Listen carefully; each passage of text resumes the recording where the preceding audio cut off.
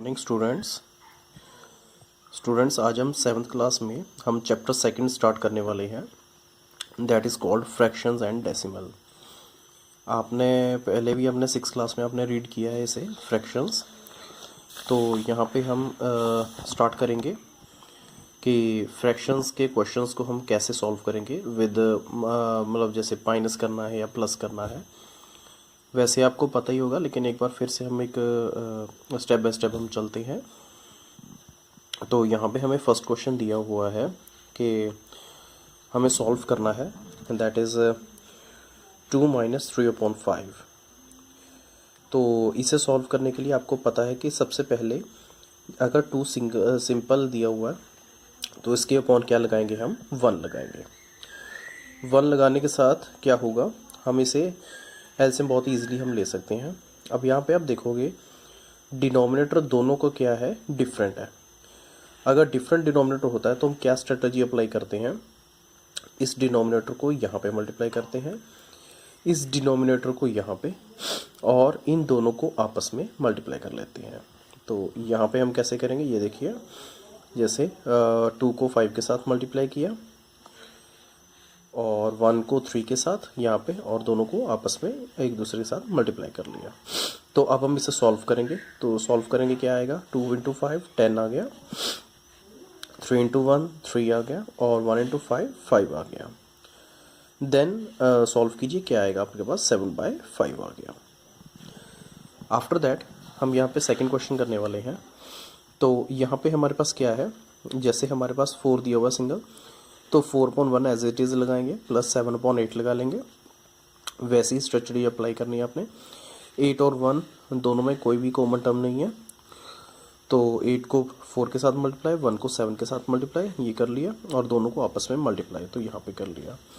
After that solve कीजिए, क्या आएगा आपके पास, 39/8। अच्छा, अब आपको यहाँ पे पता होगा कि अगर न्यूमरेटर डिनोमिनेटर से बड़ा होता है, यानी कि ऊपर वाली टर्म अगर बड़ी है नीचे वाले से, तो उसे बोलते हैं इम्प्रॉपर फ्रैक्शन। तो इम्प्रॉपर फ्रैक्शन के लिए हम क्या करते हैं, हम उसे मिक्स्ड फ्रैक्शन में लिखते हैं। तो यहाँ पे कैसे लिखेंगे, हम 39 को 8 के साथ हम डिवाइड करेंगे, किस पे जाएगा, 4 पे, तो रिमाइंडर क्या आएगा हमारे पास, 7 आ जाएगा। तो हम कैसे लिखते हैं, कोशेंट अपॉन डिवाइजर, और ऊपर क्या है हमारे पास, रिमाइंडर। नेक्स्ट जो थर्ड क्वेश्चन है वो भी सेम है, आपने उसे ट्राई करना है। आफ्टर दैट फोर्थ पार्ट है 9/11 - 4/15 है। तो यहाँ पे भी वही स्ट्रेटजी आपने अप्लाई करनी है, क्रॉस मल्टीप्लाई वाली। सॉल्व कीजिए, आपके पास आंसर आ जाएगा। आफ्टर दैट हमारे पास यहाँ पे अब है कि 3 टर्म्स वाला क्वेश्चन, हम इसे कैसे सॉल्व करेंगे।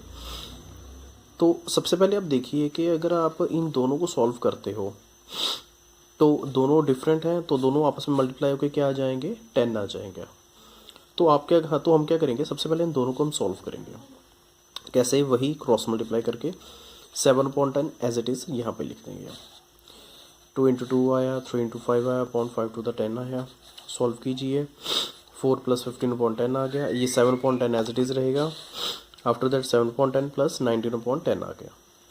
तो स्टूडेंट्स, जब हमारे पास डिनोमिनेटर सेम होता है तो ऊपर वाली टर्म एज इट इज़ हम लिख देते हैं। अगर प्लस है तो प्लस आ जाएगा, अगर माइनस है तो माइनस आ जाएगा। तो आएगा 7 + 19/10। सॉल्व कीजिए, 26/10। कटिंग यहाँ पे अब हम मैंने कटिंग करनी है, बिकॉज कटिंग क्यों करनी है, क्योंकि यहाँ पे हमारे पास कॉमन टर्म जो है इन दोनों में है। कैसे, दोनों को अगर हम 2 के साथ डिवाइड करेंगे तो उसे सिंपलेस्ट फॉर्म में कन्वर्ट कर लेंगे। तो क्या आंसर आएगा, 13/5। डिवाइड कीजिए, किस फॉर्म में कन्वर्ट हो जाएगा, 2 3/5 की फॉर्म में। हाँ जी स्टूडेंट्स, ऐसे ही हमारे पास 7th पार्ट है, 6th पार्ट आपने खुद सॉल्व करना है। तो यहाँ पे हमें फ्रैक्शंस में, हमें मिक्स्ड फ्रैक्शन में हमें टर्म्स दी हुई हैं।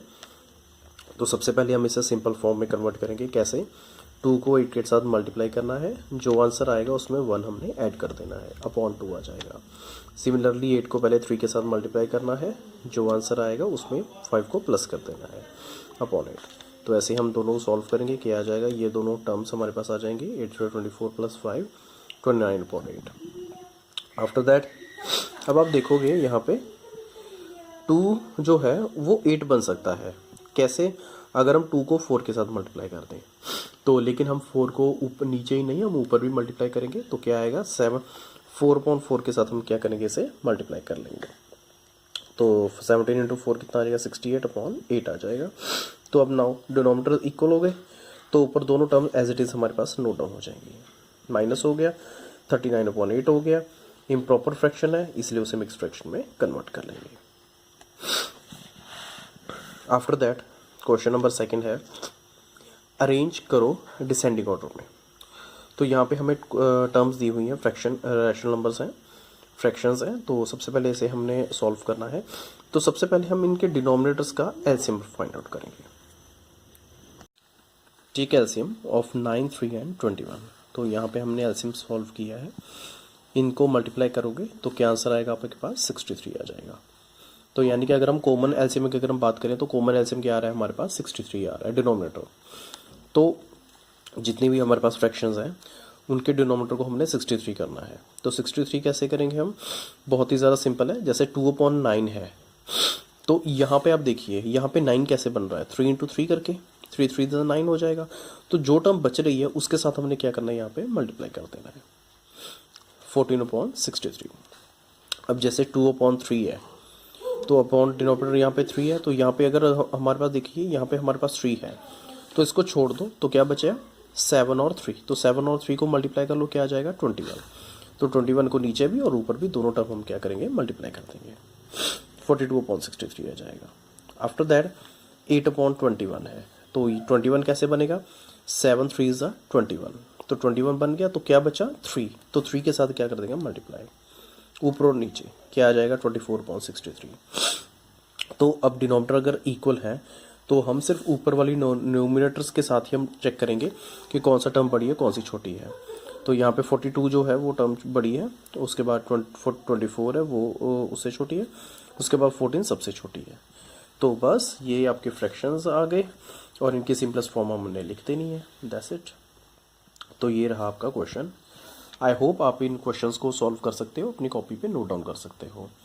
Best of luck, have a nice day.